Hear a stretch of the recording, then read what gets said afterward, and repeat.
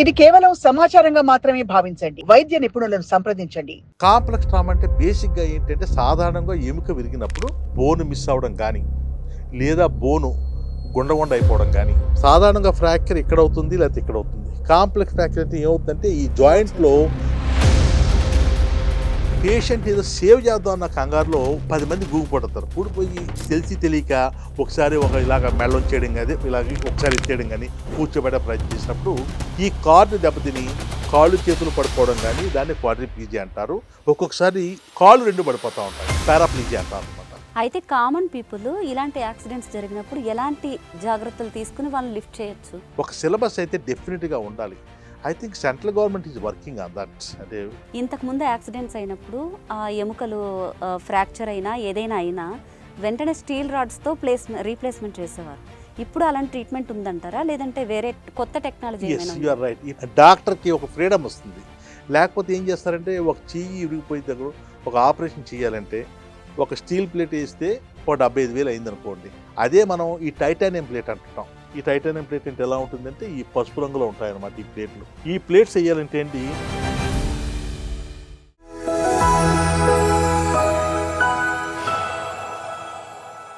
నమస్తే, welcome to Sakshi life. మనం రోజు అనేక రోడ్డు ప్రమాదాలను చూస్తూనే ఉన్నాం. అయితే ఆ రోడ్డు ప్రమాదాల బారిన పడి అనేక మంది ఎముకల ఇంజురీతో బాధపడుతున్నారు. ఆ ఎముకలు నలిగిపోవడం, చిట్లిపోవడం, దీన్నే కాంప్లెక్స్ ట్రామా అని అంటారు. అయితే అసలు ఈ కాంప్లెక్స్ ట్రామా గురించి సంబంధించిన పూర్తి వివరాలను అడిగి తెలుసుకోవడానికి ప్రస్తుతం మనతో ఉన్నారు Yashoda hospital chief orthopaedic surgeon doctor T Dasaratha Ramareddy గారు. నమస్తే డాక్టర్ గారు. సార్, అసలు కాంప్లెక్స్ ట్రామా అనే దాని గురించి మాకు పూర్తి వివరంగా చెప్తారా? మేము చదువుకున్న రోజుల్లో అంటే ఒక 3 దశాబ్దాల కింద ఒక పేషెంట్ వస్తే ఒక చెయ్యి విరగడం, ఒక ఎముక విరగడం, ఒక తుంటి ఎముక విరగడం అలా ఉంటుంది. ఫాస్ట్ వెహికల్స్ అంటే హై వెలాసిటీ వెహికల్స్ రావడం, హెవీ వెహికల్స్, అదేవిధంగా రోడ్స్ బాగోపోవడం, alcohol driving, rash driving, cell phone మాట్లాడుతూ డ్రైవింగ్ చేయడం, ఇంకా కొంత రెక్లెస్ సెల్ ఫోన్ మాట్లాడడం, ఇవన్నిటి వల్ల ఏంటంటే ప్రమాదాలు కొంచెం బాగా పెరిగినాయి. ఇప్పుడు అంతా ఎందుకు, నిన్న వరుసగానే మన దేశంలో మన తెలంగాణలోనే 2 మేజర్ యాక్సిడెంట్లు అయినాయి. అదేవిధంగా జైపూర్లో ఒకటైంది, హర్యానాలో ఒకటైంది. 10 కొద్ది కూడా ప్రాణాలు కోల్పోయారు. దీనికి బేసిక్గా ప్రాబ్లం ఏంటంటే సాధారణంగా ఒక ఫ్రాక్చర్ అయితే లైఫ్ రిస్క్ కొంచెం తక్కువ. అలా కాకుండా మల్టిపుల్ ఫ్రాక్చర్స్ మేము చదువుకునే రోజుల్లో వచ్చేవి పేషెంట్ ఒకటి మహా అయితే 2 ఫ్రాక్చర్స్ కనిపించేది. ఇప్పుడు ఒకే వ్యక్తి ఒక 4-5 ఫ్రాక్చర్స్తో వస్తున్నారు. దీన్నే పాలీట్రామా అంటాం. కాంప్లెక్స్ ట్రామాకి పాలీట్రామాకి డిఫరెన్స్ ఏంటంటే, పాలీట్రామా అంటే రకరకాల ఎముకలు విరగడంతో పాటు తలకు దెబ్బ తగలడం కానీ, వెన్నుపూసకు దెబ్బ తగలడం కానీ, లంగ్స్కి దెబ్బ తినడం కానీ, ఉదరంలో ఉండే లివర్ కానీ, స్ప్లీన్ కానీ, కిడ్నీ కానీ, లేదా మన మూత్రనాళం దెబ్బతినడం కానీ ఇవి ఉంటాయి. ఇంతే కాకుండా ఒక్కొక్కసారి ఈ పాలీట్రామాలోనే కూడా ఈ ఎముకలు ఛిద్రం అయిపోతాయి. ఉదాహరణకు చెప్పాలంటే మీకు ఒక వ్యక్తి స్కూటర్ వెనకాలో లేకపోతే 2 వీలర్ వెనకాల కూర్చుంటారు. పొరపాటున ఏమైనా పడ్డారనుకోండి, లేకపోతే డ్రైవ్ చేసేస్తున్నా వెనక నుంచి వచ్చే హెవీ వెహికల్స్ కానీ అతని మీద వెళ్ళిపోతారు, రన్ అవర్ అంటుంటాం. వెళ్ళినప్పుడు అలా రోడ్డు పడితే ఒకసారి తల మీద వెళ్ళిపోతే స్పాట్ డెడ్ అయిపోతుంటారు. అలా కాకుండా వ్యక్తి ఏం చేస్తే ఆ లారీ కానీ లేదా వ్యాన్ కానీ ట్యాక్సీ కానీ ఏదన్నా చేతి మీద కానీ కాలు మీద కానీ వెళ్ళిపోతుంది. ఆ పేషెంట్ ఆ వ్యక్తి యొక్క అదృష్టం బాగుంటే కండ చిట్లిపోకుండా ఓన్లీ ఫ్రాక్చరే ఊరుకుంటుంది. అలా కాకుండా ఒకసారి ఏమవుతుందంటే ఆ స్పీడ్లో ఆ ఎముక చుట్టూ ఉండే కండను కానీ చర్మాన్ని కానీ చెక్కేస్తుంది. మనం కత్తిపెట్టి చెక్కినట్టు అలా చెక్కేస్తాం అనమాట. అంటే ఏంటి, బోన్ ఎక్స్పోజ్ అయిపోతుంది. దీన్నే కాంపౌండ్ ఫ్రాక్చర్ అంటాం. ఈ కార్యక్రమం ఈ యొక్క సందర్భంలో ఒకసారి ఏంటంటే అక్కడ ఉండే చాలా రక్తనాళాలు కానీ నరాలు కూడా డ్యామేజ్ అయ్యే ప్రమాదం ఉంటుంది అనమాట. ఓకే. ఇంకా మీరు అడిగారు కాంప్లెక్స్ ట్రామా ఏంటని చెప్పేసి. కాంప్లెక్స్ ట్రామా అంటే బేసిక్గా ఏంటంటే సాధారణంగా ఎముక విరిగినప్పుడు ఒక అగ్గిపుల్ని విడిస్తే ఎలాగా సమానంగా విరుగుతూ ఉంటుంది. అలా కాకుండా ఈ కాంప్లెక్స్ ట్రామా అంటే బోను మిస్ అవ్వడం కానీ, లేదా బోను గుండగుండ అయిపోవడం కానీ, లేదా జాయింట్ ఏరియాలో అంటే ఇప్పుడు చూడండి ఈ మోచేయి ఉంది, సాధారణంగా ఫ్రాక్చర్ ఇక్కడ అవుతుంది లేకపోతే ఇక్కడ అవుతుంది. కాంప్లెక్స్ ఫ్రాక్చర్ అంటే ఏమవుతుందంటే ఈ జాయింట్లో ఒక 7-8 పీసులు అయిపోతాయి అనమాట. దీన్నే కాంప్లెక్స్ ట్రామా అంటుంటారు. అది మొత్తం ఛిద్రం అయిపోతుంది. దాన్ని మళ్ళీ రీకన్స్ట్రక్ట్ చేయడం చాలా చాలా కష్టం అంట. అందుకని దీన్ని కాంప్లెక్స్ ట్రామా అంటుంటారు. ఇప్పుడు చాలా ప్రమాదాల్లో ఒక 4-5 వ్యక్తులు ఒక మనిషి మీద పడిపోయినప్పుడు కూడా పొట్టలో నరాలు ఏమైనా చిట్లిపోతూ ఉంటాయా సార్? దానివల్ల కూడా ప్రాణాలు కోల్పోయే ప్రమాదం. డెఫినెట్గా ఏమవుతుందంటే ఎప్పుడన్నా ఇంజురీ అయినప్పుడు బ్లీడింగ్ అవుతుంది. మనకు పైకి తెలియదు. కొంతమంది పేషెంట్లు వస్తుంటారు హాస్పిటల్కి, డాక్టర్ గారు ఇలాగా గట్టిగా పొట్టకి దెబ్బ తగిలింది, లారీ గుద్దింది, ఇలా స్కూల్ పడిపోయింది, నేలకి తగిలింది అంటారు. వచ్చినప్పుడు బాగానే ఉంటాడు.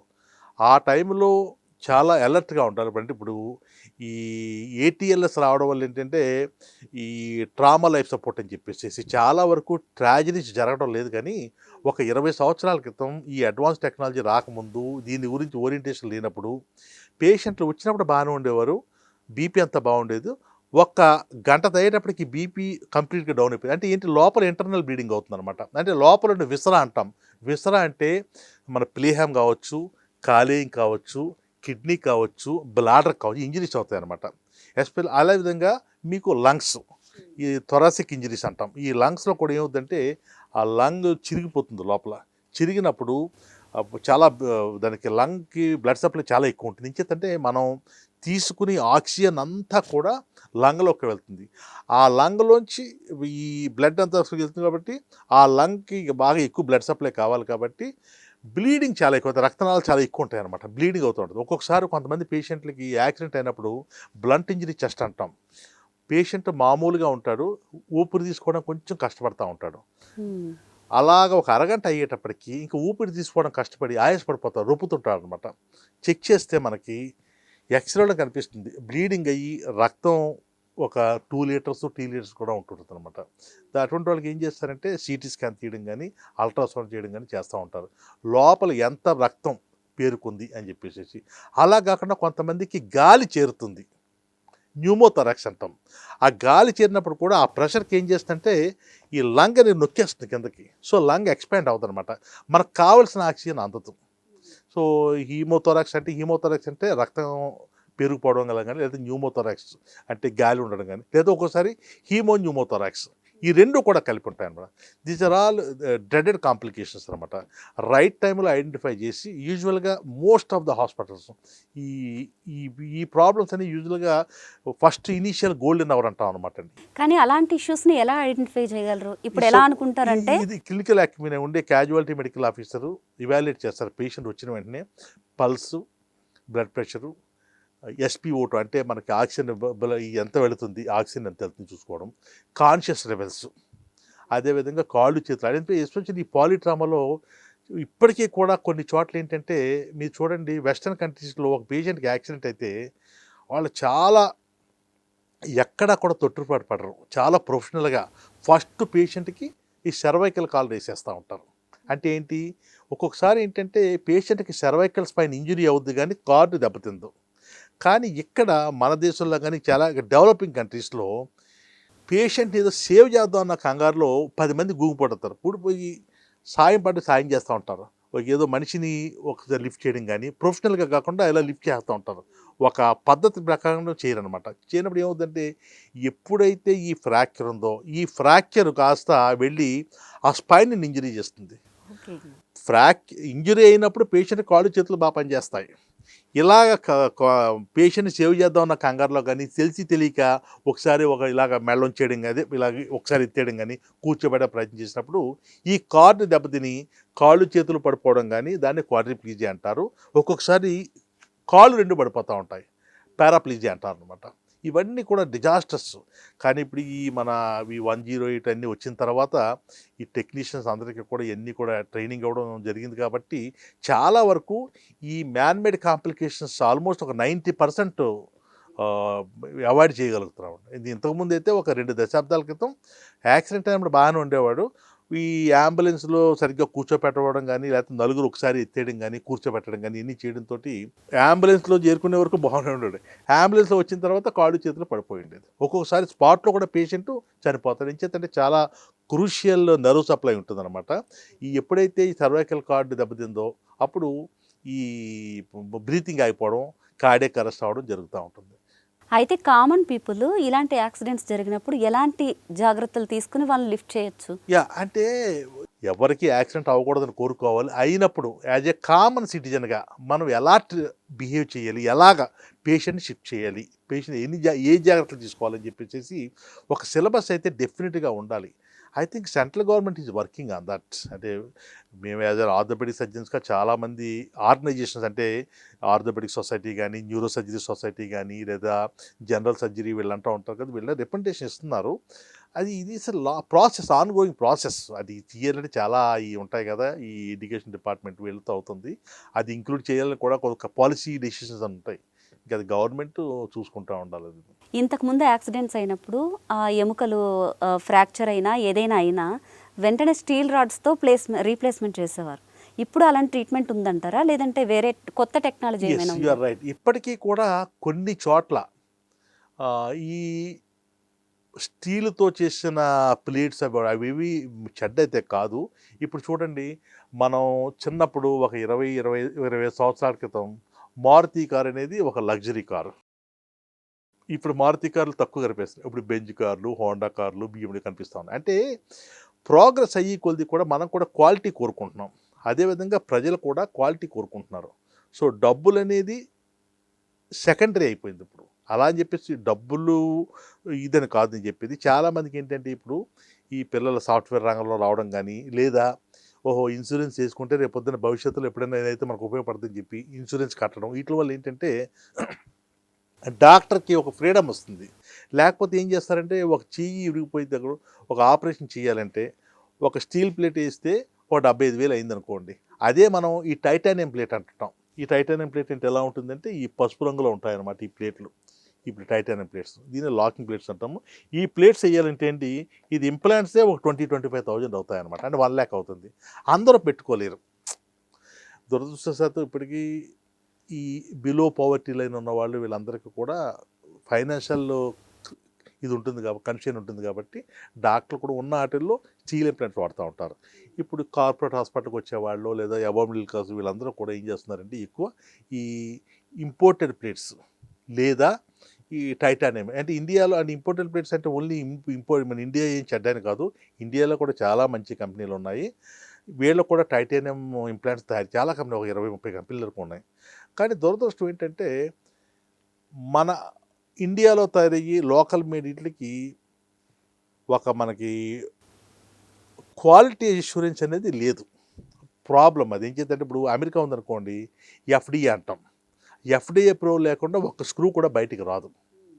ఇక్కడ ఏముందంటే ఏ బాలానగర్లోనో కూడా ఫ్యాక్టరీ పెట్టేసేసి సప్లై చేసే ఆస్కారం ఉంటుంది. అంచేత ఇంపోర్టెడ్ ఇంప్లాంట్స్ వేయడం వల్ల ఏంటంటే ఫెయిల్యూర్ రేట్స్ తక్కువ. డెఫినెట్గా నచ్చినా నచ్చకపోయినా దానికి క్వాలిటీ అనేది డెఫినెట్గా బాగుంటుంది, ఇంకా అందులో డౌట్ లేదు. ఇప్పుడు ఇండియన్ కంపెనీలు కూడా they are competing with all the international brands. చాలా వరకు ఇంటర్నేషనల్ బ్రాండ్స్తో కాంపీట్ అవుతున్నాయి. కానీ ఇంకా కూడా క్వాలిటీ ఇంప్రూవ్ చేసుకోవాల్సిన అవసరం అయితే ఇండియన్ కంపెనీస్కి ఉందన్నమాట. గవర్నమెంట్ అంటే ఇప్పుడు చూడండి, ఫార్మాకి రెగ్యులేషన్స్ వచ్చినాయి, ఇంకా ఇంప్లాంట్స్కి ఇంకా పూర్తిగా రెగ్యులేషన్ రాలా. అది కూడా వచ్చిన తర్వాత వాళ్ళు కూడా టెస్ట్ చేసి, అంటే ఒక బ్యాచ్లో ర్యాండమ్గా చెక్ చేసి ఇంప్లాంట్లో ఏమైనా డెఫిసిట్ ఉందా అని చెప్పేసి. ఇప్పుడు మీకు ఎఫ్డిఏ ఉందనుకోండి, ఒక ర్యాండమ్గా చెక్ చేస్తూ ఉంటారు. ఒక స్క్రూలో ఏదైనా లోపం వచ్చిందనుకోండి, వెంటనే మొత్తం బ్యాచ్ని వాళ్ళు డిస్క్వాలిఫై చేసేస్తూ ఉంటారు. వేరేది మనకి ఇక్కడ ఎలా కాదు, అసలు మనకి చెకింగే లేదు. మనకి ఈ చెకింగ్ అయితే రావాల్సిన పరిస్థితి ఉంది. అంటే బిజినెస్ పీపుల్కి నచ్చకపోవచ్చు, కానీ ఇది యాజ్ ఎ డాక్టర్గా, యాజ్ ఎ పేషెంట్ వెల్విషర్గా మీ అందరూ కోరుకునేది ఏంటంటే, ఇప్పుడు ఏమవుద్దంటే సపోజు ఒక లో క్వాలిటీ ఇంప్లాంట్ వేసామనుకోండి, అది ఒక 2 నెలలకో 3 నెలలకో విరిగిపోయింది అనుకోండి. విరిగిపోతే బాధపడి పేషెంట్ ఎంత బాధపడతారో, చేసిన డాక్టర్ కూడా అంతే అది బాధపడతారు. విరిగిపోయిన విషయం కూడా పేషెంట్ కి తెలియదు లేదు, కొన్నిసార్లు. తెలుస్తుందండి. పెయిన్ తో కొంచెం వస్తుంది బాధపడుతుంది. డెఫినెట్గా. ఇప్పుడు నేను చేసిన ఆపరేషన్లో కూడా కొన్ని పేషెంట్లకి ఇంప్లాంట్స్ ఫెయిల్యూర్ అయినాయి. ఇంప్లాంట్ ఫెయిల్యూర్ ఒక్క పూర్ క్వాలిటీ ఒకటే కాదండి. ఒక్కొక్కసారి పేషెంట్ ఎర్లీ వెయిట్ బెరింగ్ చేస్తారు. మరి బాబు నువ్వు ఒక 3 నెలలు రెస్ట్ తీసుకో అన్నావు అనుకోండి, వాడు రెస్ట్ తీసుకోవడం ఇంకా సంపాదించాలి, అంటే ఎల్లి భుక్తి చేసుకోవాలి కదా. సో వాడు ఏం చేస్తారంటే ఏముందిలే బాగానే ఉంది కదా, నొప్పి లేదు కదా అని పెట్టేస్తూ ఉంటాడు. బోన్ యునైట్ అవ్వకుండా మీరు ఇంటర్నేషనల్ బ్యాండ్ వేసినా కూడా ఇంప్లాంట్ విరిగిపోతుంది. ఓకే. 2, చేతికి ఆపరేషన్ చేస్తాం కదా, నువ్వు బండి డ్రైవ్ చేయొద్దు, బరువులు ఎక్కువ ఎత్తొద్దు, 3 నెలల పాటు 4 జాగ్రత్తగా ఉండటం. వాళ్ళు కొంతమందికి అర్థం అవ్వదు, కొంతమంది దాన్ని ఏమంటారంటే లైట్గా తీసుకుంటూ ఉంటారు. తీసుకుని ఈ బరువులు ఎత్తేసేసి లేకపోతే వెహికల్ డ్రైవ్ చేసేసి చేస్తూ ఉంటారు. చేసినప్పుడు ఏంటంటే ఆ ఇంప్లాంట్ బెండ్ అవ్వడం, లేదా స్క్రూస్ బయటికి రావడం, లేదా ఒకసారి ఇంప్లాంట్ విరిగిపోవడం కూడా జరుగుతూ ఉంటుంటుంది. సో ఇటువంటి చాలా ఉన్నాయండి. ఇది ఒకటి. చాలా వరకు ఏంటంటే ఇంప్లాంట్ ఫెయిల్యూర్ అనేది ఇంప్లాంట్లో డిఫెక్ట్ ఉండడం ఒక కారణం అయితే, ఈ మిగతా ఇవన్నీ కూడా ఉంటాయండి. అది ఒక్కొక్కసారి చేసేటప్పుడు కూడా సరైన పద్ధతిలో ప్లేట్ పెట్టినప్పుడు, యాక్చువల్లీ మెజర్మెంట్స్ ఉంటాయి. ఆ మెజర్మెంట్స్ అనే కాదు, అంటే ఏమవుతుందంటే టెన్షన్ ఉండకూడదు పెట్టినప్పుడు, ఆ ప్లేట్ మీద ప్రెషర్ ఉండకూడదు, లేదంటే ప్లేట్ విరిగిపోయే ప్రమాదం ఉంటుందని. అది యూజువల్గా తక్కువ అండి, ఒక్కొక్కసారి అది కూడా జరుగుతూ ఉంటుంటుంది.